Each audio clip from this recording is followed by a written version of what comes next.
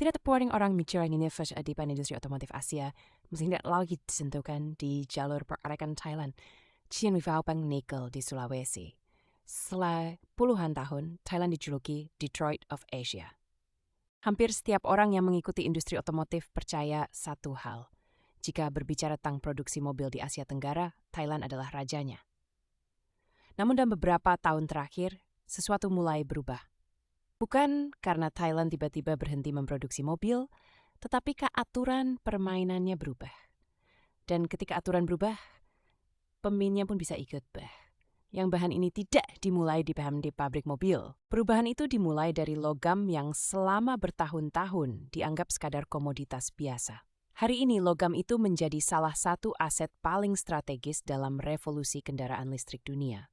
Pertanyaannya adalah, bagaimana Indonesia berhasil menempatkan dirinya di pusat perubahan tersebut? Dan apakah dominasi otomotif Thailand benar-benar sedang terancam atau justru kita menyaksikan lahirnya babak industri Asia Tenggara? Untuk menjawabnya, kita harus kembali beberapa dekade ke belakang. Pada akhir abad ke-20, Thailand mengambil keputusan yang ngepahamkan. Pemerintah secara konsisten membangun ekosistem industri otomotif melalui insentif investasi, pengembangan kawasan industri, peningkatan kualitas tenaga kerja, dan kebijakan yang menarik produsen global, terutama dari Jepang, Toyota, Honda, Isuzu, Mitsubishi, Nissan, hingga Mas Thailand sebagai basis produksi regional mereka. Puluhan tahun investasi itu melahirkan jaringan pemasok komponen yang sangat matang, pelabuhan ekspor yang efisien, serta tenaga kerja yang berpengalaman. Hasilnya, Thailand tumbuh menjadi produsen dan eksportir kendaraan terbesar di ASEAN. Keberhasilan itu tidak terjadi dalam semalam. Bukan lebih dari melalui tahun fakir wave kewai pegmei piwan faktor altek aif. Bahkan hingga sekarang, judo teori desain masih diproduksi di Thailand setiap tahunnya dan diekspor ke berbagai negara. Fakta ini penting karena seringkali tenggelam di balik berbagai judul yang terdengar dramatis.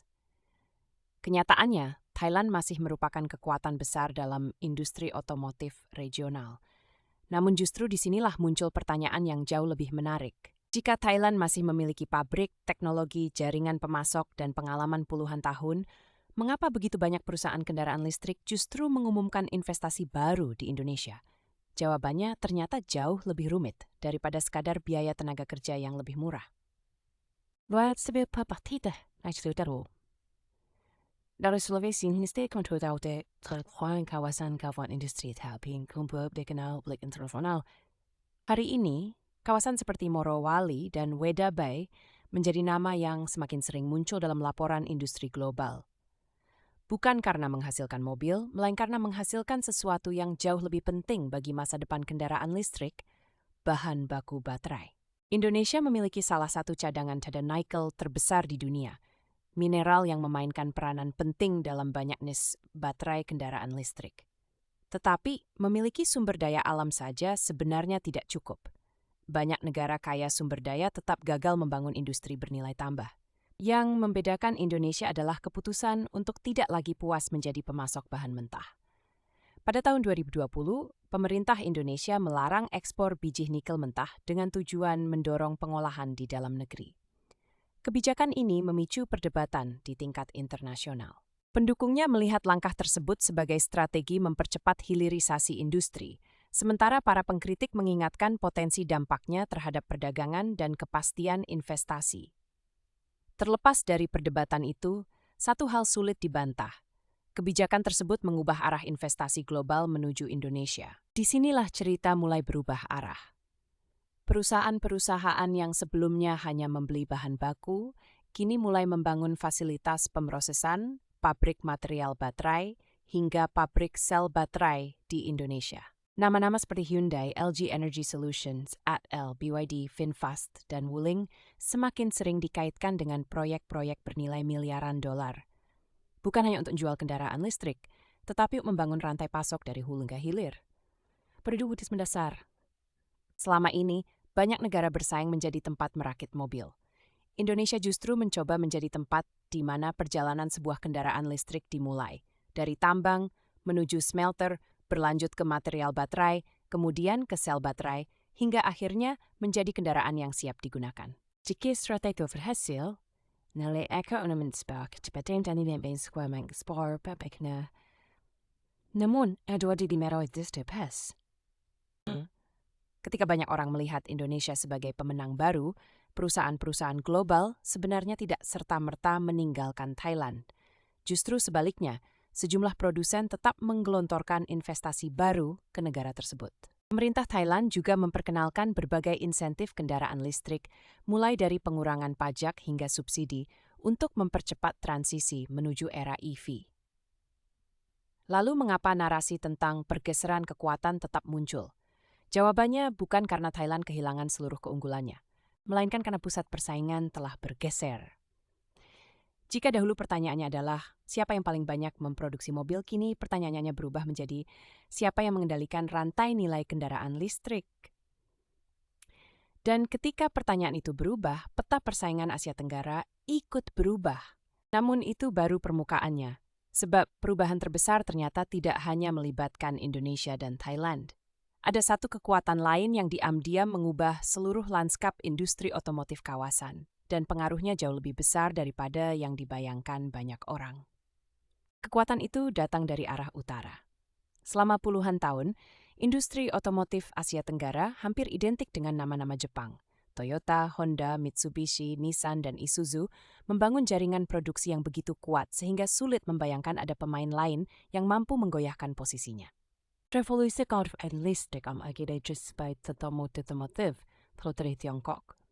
Dalam waktu yang relatif singkat, perusahaan seperti BYD, Changan, GSI Ion, MG, dan Wuling dan Westi yang melihat jejaknya di Asia Tenggara. Mereka dan membawa mobil baru itu juga model bisnis yang berbeda, teknologi baterai yang cepat, dan strategi investasi yang agresif.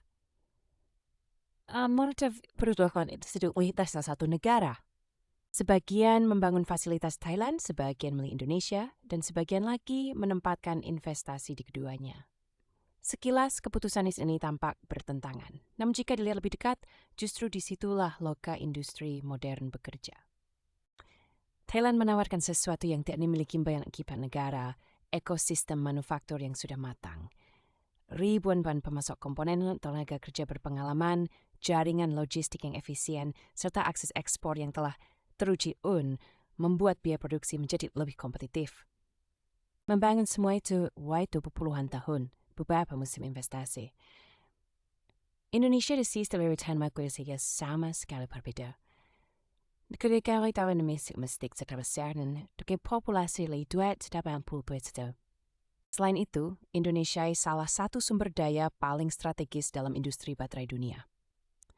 Bagi investor, kombinasi antara pasar yang besar dan akses terhadap bahan baku merupakan daya tarik yang sulit diabaikan. Di sinilah banyak orang melihat persaingan secara perlu tembakan untuk menentukan aja penentukan raja industri otomotif Asia Tenggara. Namun, kenyataannya lebih kompleks. Bayangkan sebuah kendaraan listrik yang dijual di Eropa beberapa tahun dari sekarang. Nikel untuk baterainya mungkin berasal dari Sulawesi. Material baterainya diproses di kawasan industri Indonesia. Sel baterainya diproduksi melalui kemitraan peran global. Kendaraan tersebut kemudian dirakit di Thailand menggunakan ribuan komponen yang dipasok oleh jaringan industri yang telah berkembang selama puluhan tahun. Setelah itu, mobil tersebut dikirim melalui pelabuhan besar menuju pasar internasional. Jika skenario seperti ini terjadi, siapa sebenarnya pemenangnya? Pertanyaan itu tidak memiliki jawaban sesederhana yang sering muncul dalam judul bertajuk. Namun ada perkembangan lain yang membuat persaingan ini semakin menarik. Dalam beberapa tahun terakhir, produksi kendaraan Thailand mengalami tekanan. Permintaan domestik melemah, salah satunya dipengaruhi oleh tingginya utang rumah tangga dan pengetatan persetujuan kredit kendaraan. Penjualan mobil turun, sementara produksi dan ekspor juga mengalami perlambatan dibandingkan tahun-tahun sebelumnya. Sekilas, data tersebut tampak mendukung anggapan bahwa dominasi Thailand sedang runtuh. Tetapi jika berhenti pada kesimpulan itu, kita justru kehilangan bagian terpenting dari cerita. Karena pada saat yang sama, Thailand justru mempercepat transisi menuju kendaraan listrik. Pemerintah meluncurkan berbagai insentif untuk menarik investasi baru, sementara produsen lama mulai mengubah strategi mereka. Mazda mengumumkan investasi baru untuk memproduksi SUV listrik Thailand. Toyota meningkatkan fokus pada kendaraan elektrifikasi. Produsen lain juga mulai menyesuaikan lini produksinya dengan arah pasar global. Artinya, Thailand bukan sedang menyerah. Thailand sedang beradaptasi. Dan kemampuan untuk beradaptasi seringkali menjadi pembeda antara negara yang bertahan dan negara yang tertinggal. Sebenarnya den ifeden issues be manidi abital bitang ne sharing kvala bidieng. Imbaflik manig atlebedik kokoshet STM absolutely darat. Industri kendaraan listrik membutuhkan pasokan listrik yang tenaga kerja dengan keterampilan baru, jaringan pemasok lokal, infrastruktur logistik, riset, serta kepastian regulasi dalam jangka panjang. Tanpa semua itu, investasi bernilai dolar bisa kehilangan daya saing. Pertanyaan yang mulai sering dibahas para analis. Bagaimana jika teknologi baterai berubah? Nikel menjadi salah satu komponen penting dalam banyak baterai kendaraan listrik. Namun, produktivitas dan produsen juga terus memperbaiki dalam baterai lithium iron phosphate dan sodium ion yang dalam beberapa aplikasi sedikit babis eskudet nikel. Jika perubahan teknologi berlangsung lebih cepat dari perkiraan, Indonesia harus memastikan bahwa strategi industrinya tidak hanya bergantung pada satu komoditas. Inilah alasan mengapa pemerintah Indonesia tidak hanya berbicara tentang tambang. Fokusnya semakin bergeser pada pembangunan industri hilir, manufaktur bernilai tambah, dan peningkatan kemampuan teknologi. Yang mengejutkan justru bukan persaingan antara Indonesia dan Thailand. Yang lebih mengejutkan adalah bagaimana revolusi kendaraan listrik memaksa seluruh kawasan ASEAN untuk mendefinisikan ulang perannya dalam ekonomi global. Malaysia memperkuat industri semikonduktornya. Vietnam menarik investasi manufaktur teknologi tinggi. Singapura memperluas perannya sebagai pusat keuangan, logistik, dan inovasi. Filipina mulai memperkuat sektor mineral kritis. Masing-masing mencari posisi strategis dalam rantai pasok baru yang sedang dibentuk. Dengan kata lain, ini bukan lagi cerita tentang Duyung Gagara. Ini adalah cerita tentang kawasan yang sedang berlomba menemukan tempatnya di dalam industri masa depan. Namun masih ada tempat terbesar yang belum terjawab. Apakah Indonesia benar-benar sedang mengambil alih kepemimpinan otomotif Asia Tenggara? Atau justru kita sedang menyaksikan lahirnya model baru di mana tidak ada satu negara pun yang menguasai seluruh industri? Jawaban atas pertanyaan itulah yang akan menentukan bagaimana sejarah melihat dekade ini. Selama ini, banyak orang memandang persaingan industri otomotif seperti sebuah perlombaan lari. Hanya ada satu garis finish dan hanya ada satu pemenang. Tetapi semakin dalam kita melihat perubahan yang sedang terjadi di Asia Tenggara, semakin jelas bahwa analogi tidak lagi berlaku. Revolusi kendaraan listrik tidak sekadar mengganti mesin bensin dengan baterai. Revolusi ini sedang mengubah cara sebuah industri dibangun. Dahulu, kekuatan jumlah dari jumlah mobil yang keluar dari jalur produksi. Kini, ukuran dan keberhasilan jauh lebih luas. Siapa yang menghambat kualitas yang proses apa, siapa yang produksi baterainya, siapa yang produksi teknologinya. Dan siapa yang mampu menghubungkan seluruh rantai pasok itu menjadi satu ekosistem yang efisien. Di titik inilah Indonesia menemukan peluang yang mungkin tidak pernah dimiliki sebelumnya. Selama puluhan tahun, Indonesia dikenal sebagai negara yang kaya sumber daya alam. Namun nilai terbesar seringkali dinikmati oleh negara lain yang mengolah bahan mentah tersebut menjadi produk bernilai tinggi. Strategi hilirisasi mencoba mengubah itu. Tujuannya bukan advocate insekan ekspor, melainkan lebih banyak nilai tambah, kehilangan kerja, investasi, dan yang efektivitas. Pendukung kebijakan ini melihatnya sebagai fondasi bagi transformasi ekonomi jangka panjang, meskipun keberhasilannya tetap bergantung pada konsistensi kebijakan, kualitas infrastruktur, pengembangan sumber daya manusia, dan kemampuan menarik teknologi dari mitra global. Sementara itu, Thailand menghadapi tantangan yang berbeda. Negara ini tidak sedang membangun industri otomotif dari nol. Justru sebaliknya, Thailand sedang berusaha memastikan bahwa fondasi yang dibangun selama lebih dari 5 dekade tetap relevan di era kendaraan listrik. Pengalaman manufaktur, jaringan pemasok, kualitas produksi, dan hubungan panjang dengan produsen global masih menjadi aset yang sangat besar. Tantangannya adalah bagaimana mengubah keunggulan tersebut menjadi keunggulan di era baru. Disinilah narasi tentang Indonesia menggantikan Thailand mulai kehilangan maknanya. Yang sedang kita saksikan bukanlah perpindahan mahkota secara sederhana. Yang sedang terjadi adalah pembentukan peta industri yang sama sekali baru. Bayangkan sebuah peta Asia Tenggara 10 tahun dari sekarang. Di Indonesia, kawasan industri yang regek di sekitar pusat-pusat mineral, pabrik material baterai, dan fasilitas produksi kendaraan listrik. Di Thailand, jalur produksi yang selama puluhan tahun menghasilkan kendaraan bermesin konvensional bertransformasi menjadi pusat produksi kendaraan elektrifikasi dengan dukungan jaringan pemasok yang telah matang. Di negara-negara ASEAN lainnya, industri semikonduktor, logistik, komponen elektronik, dan teknologi pendukung ikut tumbuh sebagai bagian dari rantai pasok regional. Jika skenario ini terwujud, tidak ada satu negara yang mengerjakan semuanya. Justru kekuatan ASEAN lahir dari keterhubungan antar negara. Namun, masa depan itu belum ditentukan. Perubahan teknologi dapat menggeser kebutuhan bahan baku. Kebijakan pemerintah dapat mempercepat atau memperlambat investasi. Ketegangan perdagangan global dapat mengubah arah rantai pasok. Bahkan keputusan perusahaan otomotif terbesar di dunia dalam 5-10 tahun ke depan dapat membentuk ulang peta industri. Karena itu, pertanyaan yang paling penting bukan lagi apakah Thailand akan kalah atau Indonesia akan menang.